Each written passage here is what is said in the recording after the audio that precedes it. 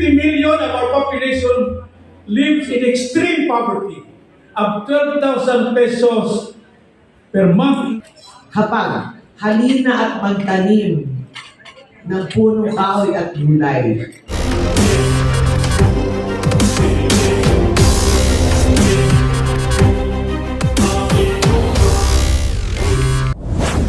By Congress of an across-the-board increase of 150 pesos for all workers of this country. And I so move, Mr. Chair. Is there any second?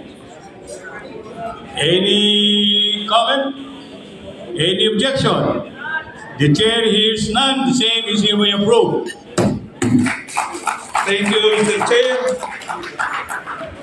As I mentioned, our resolutions, we envision them to reshape the future of this country. And the fifth resolution, Mr. Chair, is a resolution recommending the most affordable energy, nuclear energy, for energy stabilization. And I so move, Mr. Chair. It has been moved and duly seconded that the proposed resolution be approved. Is there any comment? Any comment from the proponent, the President himself? No comment from the proponent? Maybe he gave his comment already a while ago. Any objection? The same here, the chair hears none, the same is hereby approved. Next, Thank you, Mr. Chair. Resolution number 6. A resolution urging the national government through the National Economic Development Authority to raise the contribution of agriculture to total gross domestic product of the large economy. Which means, Mr. Chair, and I think as of this point in time, I would like to call on the proponent to make this resolution very, very clear. Very, very clear. Because while the contribution of agriculture in the economy of this country, allow me, the economist himself, to discuss specifically to make this resolution very clear. Before that, to this convention. is there any comment? I think a comment will have to be made by the proponent himself. Please take the floor. Anyone who would like to make a comment on the next succeeding resolutions, please inform the floor leader so you can be duly recognized. Anyway, we have the phone over there. Medyo na yung mga speakers natin hindi available today, kaya napaiksi yung discussion ng ating convention. But nevertheless, this convention is still okay naman as far as we are concerned kasi the leaders of the party are here. Yes, Mr. Senior Vice President? This is not a comment, but this is an expansion of that resolution which I offered. Friends in this convention hall, this country is agricultural in nature. The economy is agricultural. But the statistics of the Philippine Statistics Office says only 10% of GDP is contributed to agriculture. 62% services, 28% industry. I find this the most chronic imbalance in our economy. That is why I offer this resolution, because the Workers' Party will pursue this strategy into the future. 70% of our population lives in the rural areas. 50 million of our population lives in extreme poverty of 12,000 pesos per month income for a family of 5. May problema ang bansa sa ekonomiya. Kami sa Workers' Party, sinasabi namin na kailangan bigyan ng tuon ang agrikultura sa ating bansa. Kaya nga, ako'y taga-Bisaya, kaya yung mga taga-Samar, taga-Leyte, taga-Cebu, nagpupunta dito sa Region 3, NCR, Calabarzon. These three regions occupies about 70% of our population. Kawawa naman kami doon. Kaya pwede tagilid ang strategy ng ating bansa. So I appeal to all of you with me in the Workers' Party too, to rectify this chronic illness of our economy. Thank you. Mr. Chair, Any objection? Oh, please Mr. Chair, the Honorable Assistant Secretary also seek to be recognized to give their contribution to the discussion, Mr. Chair. And we have requested, and I ask you to approve her intervention. Oh, sino? The Honorable Assistant Very Secretary. good. May we now follow the Assistant Secretary? The Assistant Secretary is hereby recognized. Thank you, sir. Thank you, sir. Again, good afternoon po. Now, the program of that this was signed last year. The Department of Agriculture, sir, and the Department of Interior and Local Government, we have this program, you call it HAPAG. HAPAG, halina at magtanim ng punong kahoy at gulay. Ang napansin po, sir, napakarami pong bakanting lupain. Nakatiwangwang po, bare. Lalo na po sa Mindanao and Visayas. At yung po naman nandito sa syudad, iniinganyo po, kinoconvince po ang mga, dahil po sa kamahalan ng pagkain, ng gulay, tinitira po may urban gardening, ang syudad, ang kinasasakupan, at ang mga bakante pong lugar kung pwede pong tamnan ng mga gulay na siyang o-augment sa kamahalan po sa kasalukuyan. Yan po ang talagang unang napansin ng mahal nating Pangulong Bongbong Marcos.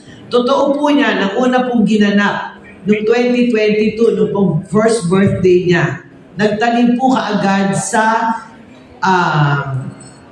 landfill po ng Marikina. Doon po nagtanim ng kawayan. Dahil alam po natin, inuuri na po ngayon ang iba-ibang klaseng pananim. Magmula po sa kawayan, coconut, bakawan, kasama po yan sa paglilinis po ng kapaligiran. Kaya may programa po, binanggit ko po sa inyo kanina tungkol po sa Bagong Pilipinas, kalinisan at kaayusan. Ngayon po magkakaharap tayo dito. Talaga pong i-identify nyo yung lugar na nakakasira po sa Manila Bay. Lahat po ng katubigan natin, estero, programa po yan ngayon ng local government. Iniinganyo po lahat. Kaya kada linggo po, sir, kada linggo, may tinatawag pong kalinisan at kaayusan. Pag ginanap po ang kalinisan at kaayusan, meron pong waste segregation. Environment po talaga to, sir. Napakalaki po ng nawawala sa atin. At yung bakawan po sa may Baseco po na yun, tinamnan na po natin kasi nasisira na po talaga. Kaya maraming salamat po sa Workers' Party na ito po ay kasama sa programa nyo. Tayo po ay sama-sama dito. Yes, ma'am. Yes, ma'am. Sir. Attorney Liz Artisa, please come forward. Good afternoon po sa inyo lahat. I am By the way, Mr. Artisa, Attorney Artisa, may we referring to the floor leader? Yes, Chair. May I ask that Attorney Akirsa very recognized, Mr. Chair. Attorney Artisa, is hereby recognized. Thank you, This Mr. address to the floor leader, if you want to make any comment or objection, huh? it is a sort of I have written a book, Food Security Backyard Livelihood Kit. In the provinces to plant and raise. I have 4 books. They can choose. My first volume is to plant vegetables. The second volume is to take care of hogs and chickens.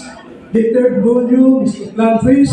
And the fourth volume is to take care of fish or aqua foods. My purpose of this is to not all of the barangay houses can plant only one class of food. Like, for example, halimbawa, isang barangay, in every municipalities, there are so many barangays. Let's say it's 20 barangays. One barangay will take care of hogs and chicken. One barangay will plant vegetables and all kinds of vegetables. One barangay will take care of aqua. and one barangay will plant trees. Para hindi pare-pareho.